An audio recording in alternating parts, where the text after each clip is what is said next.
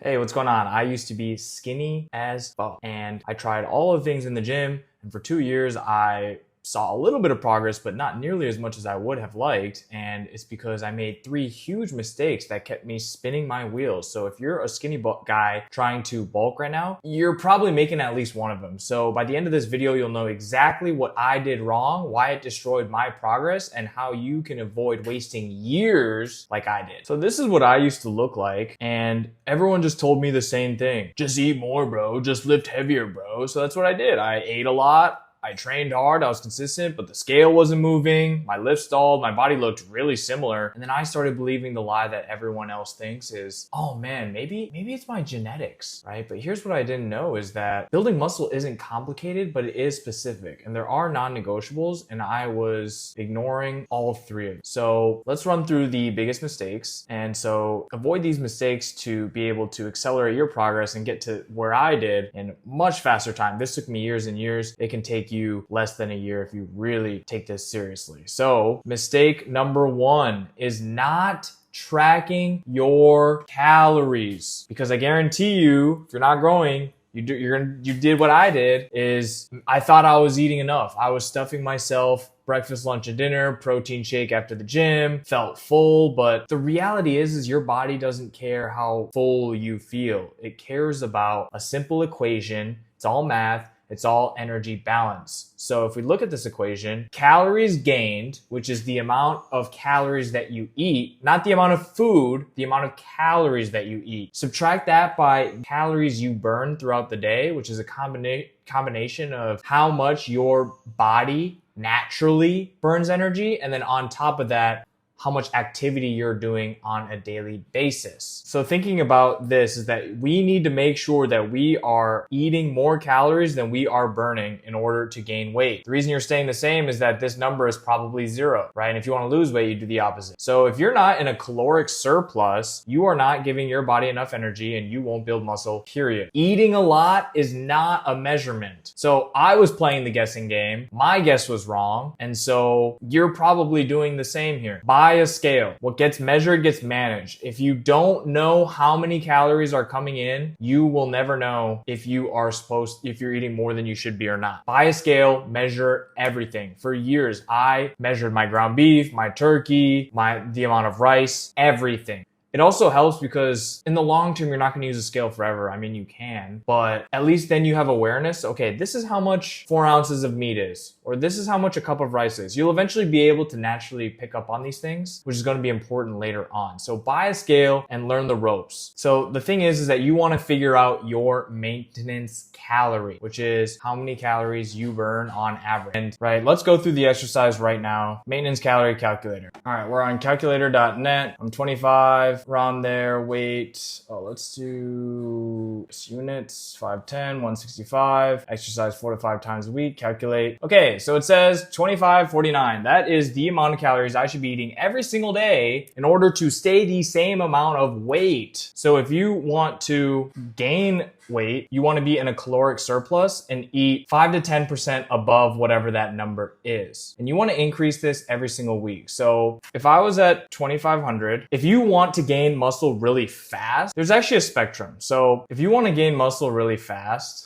you want to aim for 10% per week. The thing is that the faster you go, the more fat you're going to put on with. So that is something that you want to be thinking about. And if you want to keep your abs, if you want to look lean while you still want to gain muscle, then you want to go more the 5% route. It's going to be a slower process because instead of going 10%, 10%, 10%, you're going to go 5, 5, 5, 5, 5, 5, which is going to help you progressively gain muscle, but at a slower rate. So depending on how fast you want to go and how lean you want to continue to look is how you should be thinking about calculating this. So let's say I want to go on the fast side. 2,500 times 0.10, 250. So you add that, 2,750 a day. That's week 1. And then week 2, you want to add another 250. So you take this number plus 250 and you keep doing that every single week for 8 to 12 weeks. And if you want to go on the slower side, do 5%. So do that same exercise, but 5%. So figure out what your maintenance calorie is so that you know how much you're eating and that you don't just hope your way into gaining muscle. And also, your body is incredibly efficient at keeping you at your current weight. So if you're at 120 and you've been like this for years, your appetite, your body, your brain is calibrated to keep you at 120. It goes because it doesn't want to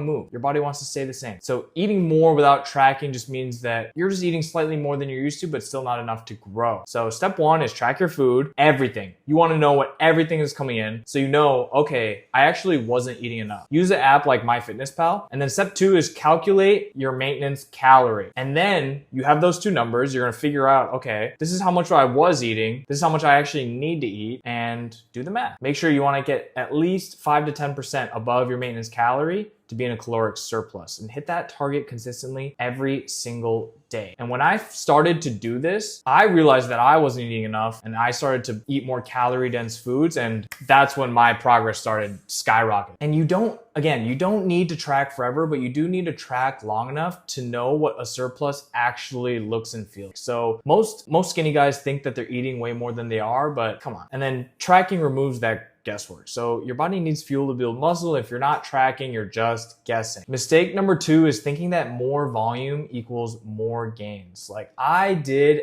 everything. 5 exercises per body part, drop sets, supersets, heavy sets, hypertrophy sets. And I'd be in the gym for 2 hours just thinking, oh, I'm burning.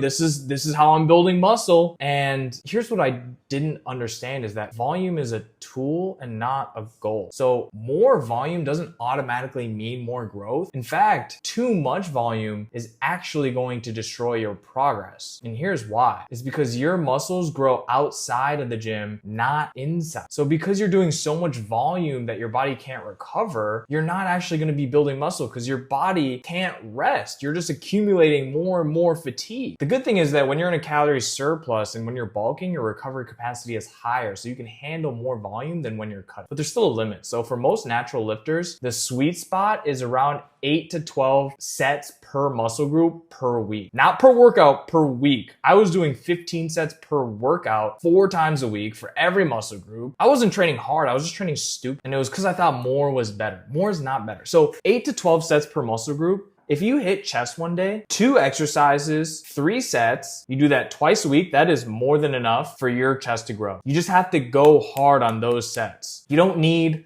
barbell bench, dumbbell bench, incline bench, decline bench, cable flies. You don't need, that's what I was doing and I didn't get anywhere. Feel free to leave it. Another thing I want to talk about is the law of diminishing returns. And I think it's really important to hammer home the point here of why more does not equal better. Like, let's take a graph and talk about your favorite food. We'll say joy. If you really like pizza, right? Let's say this is the amount of pizza that you eat and the joy that you get. If you eat that first slice, your joy is probably like right here. And you keep eating more and more and more and more and more. It's good. But then let's say you're on your 10th slice of pizza. Is it gonna keep going like this? No. It's probably gonna be like, holy fuck, I'm so full. I'm so full. And then that 10th piece does not hit nearly the same as that first piece of pizza, right? So if you think about muscle the same way, how many sets you do, muscle, it's gonna look like this. Oh my gosh, we're growing. And then your 20th set is not gonna do as nearly as much as the first one. So this is what it starts to look like. And right here is that 8 to 12. Less is more. And the big thing here is also fix your sleep. Managing testosterone and cortisol, which is your stress hormone, is half the battle. Because if you're not sleeping well, you're not resting well. And what do we know? Your muscles grow outside of the gym, not inside. So you got it.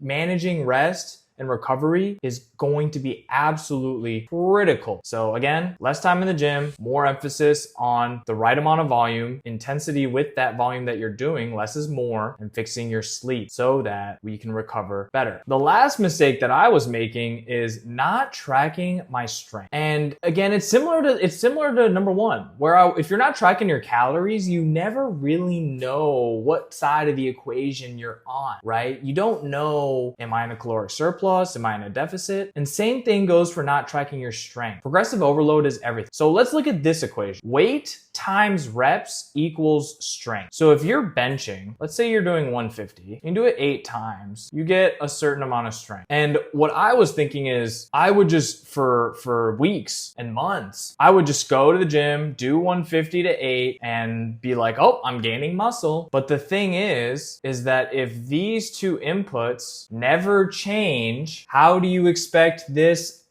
output to change? It doesn't make sense, right? So either increase the reps or you increase the weight. I recommend progressive overload. So 150, next week you want to do 155. And then maybe 2 weeks later, you do 160. And the only way to know if that what you were doing previously for how many reps is by tracking it. You have to track it. And again, your weight times your reps equals your strength, and your strength equals muscle. So if you're not increasing these two things, you're not going to increase this, which means you're not going to increase this. Because if you think about it, if you keep doing this same weight, your muscle is going to get used to that. And in order for your muscle to grow, we got to stress the shit out of that thing. We got to tear it up. We got to put hella demands on it, because that is the foundation of it breaks and then it repairs and it grows bigger. That is how muscle is gained. And so I use pen and paper because I really don't like, I'm trying to go on my phone less during the gym because then I just feel like and so I use pen and paper to track everything. But there's a ton of good apps on there. MyFitnessPal. Choose the one that you like the most, one that's easy for you. You rip pen and paper if you're old school. Helps you get off the phone. I'm trying to do more nowadays. And so use a training log, write down every set, exercise, set, rep, weight, so that you know what side of the equation that you're on. And once I started doing this, it's also a good visual cue, because it's easy to just go week after week and not really think about it. Like, oh, I think I pushed myself today. But when you have a log of like, oh, last week I did 150. This week I'm supposed to be doing 155. Otherwise, you're gonna be thinking, oh, I think I did 145, 150 yet last week. I don't really remember. I'm gonna just do 150. And then boom, you don't get strong. So it's okay, I can start seeing my progress and what I'm actually supposed to be doing and pushing myself and not be just guessing. So in 2 years of untracked training, I was spinning my wheels and not doing anything. Once I started implementing this, again, that's when we started to look like this and stopped looking like this. So if you implement these 3 things, right? Track your calories, be smart about your volume and your gains, and not tracking, and track your strength, right? What gets measured gets managed. So you have to be very, very meticulous, especially at the very beginning, about all of this, so that you can give yourself a visual and not play that guessing. This is how I got from 115 to 165 pounds, 12% body fat year round, 4 45-minute workouts a week. It's not complicated. It's just specific. And if you want a complete system, or if you have any questions, feel free to leave a comment.